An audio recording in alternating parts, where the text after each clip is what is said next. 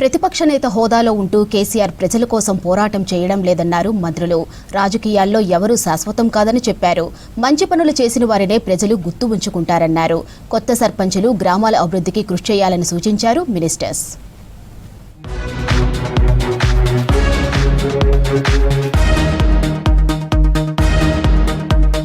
దేశానికి స్వాతంత్ర్యం తెచ్చింది కాంగ్రెసేనన్నారు డిప్యూటీ సీఎం భట్టి విక్రమార్క.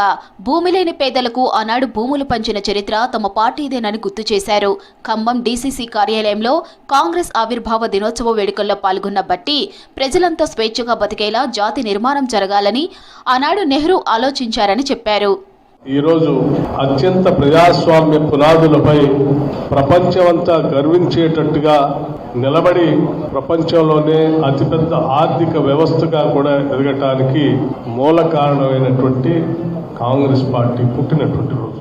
జనవరి 1 నుంచి 45 రోజుల పాటు హైదరాబాద్లో జరిగే ఎగ్జిబిషన్కు అన్ని ఏర్పాట్లు చేస్తున్నామన్నారు సొసైటీ ప్రెసిడెంట్ మంత్రి శ్రీధర్ బాబు.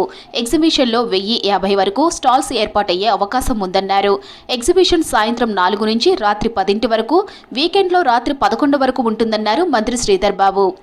45 రోజుల పాటు జరిగే అఖిల భారత స్థాయిలో జరిగే ఈ ఎగ్జిబిషన్లో వివిధ రాష్ట్రాలకు సంబంధించిన వివిధ కమర్షియల్ ఎస్టాబ్లిష్మెంట్స్ వారు స్టాల్స్ను ఏర్పాటు చేసుకొని రాజకీయాల్లో నిబద్ధతతో పనిచేస్తేనే ఎక్కువ కాలం మనుగడ ఉంటుందన్నారు మంత్రి తుమ్మల నాగేశ్వరరావు. ఒక్కసారి వ్యక్తిత్వం దెబ్బతింటే ఎంత డబ్బు ఉన్నా ఎన్నికల్లో గెలవలేరని చెప్పారు. ఖమ్మం జిల్లా సత్తుపల్లి మండలంలో అభివృద్ధి పనులకు శంకుస్థాపన చేశారు తుమ్మల. ప్రతి గ్రామానికి రోడ్ వేసే అవకాశం, ప్రతి గ్రామానికి మంచినీటి సౌకర్యం ఇచ్చే అవకాశం, ప్రతి గ్రామంలో విద్యా వైద్య సౌకర్యాలు కల్పించే అవకాశం, ప్రతి ఊరికి అన్ని సౌకర్యాలు కల్పించే అవకాశం నా జన్మకు దక్కింది.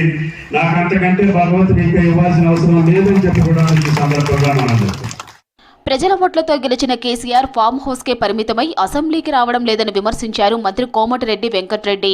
యాదాద్రి భువనగిరి జిల్లా వలిగొండలో కొత్త సర్పంచుల అభినందన సభలో పాల్గొన్నారు. ఓడిపోయిన సర్పంచ్ అభ్యర్థులు కేసీఆర్ వలె ఉండొద్దన్నారు మంత్రి కోమటిరెడ్డి.